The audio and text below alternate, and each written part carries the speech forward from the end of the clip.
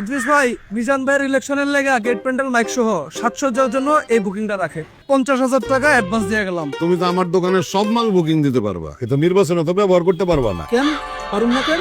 আলোক সজ্জা দিয়া তুমি 50টা গেট বানানোর কথা লিখছো। এইবারের ইলেকশনে তুমি কোনো গেটই বানাইতে পারবা না। 400 বর্গ ফুটের প্যান্ডেল আর প্রত্যেকটা ওয়ার্ডে একটা করে নির্বাচনী ক্যাম্প বানাইতে পারবা, তাও মানুষজনের চলাচলের অসুবিধা না কইরা। সেই ক্যাম্পে আবার খাওয়ানো যাইব না। শোনো মিয়ারা, একটা নির্বাচনী জনসভায় একসঙ্গে 3টার বেশি মাইক্রোফোন বা লাউড স্পিকার ব্যবহার করা যাইব না। আর সাধারণ প্রচারণায় মাইক ব্যবহার করতে পারবা দুপুর 2টা থেকে রাত 8টা পর্যন্ত।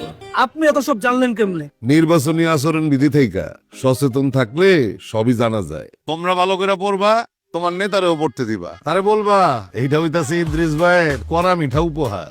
নিয়ম করা কিন্তু ফল মিঠা। নির্বাচনী আচরণবিধি মেনে চলুন, সুষ্ঠু ও শান্তিপূর্ণ নির্বাচনে সহায়তা করুন।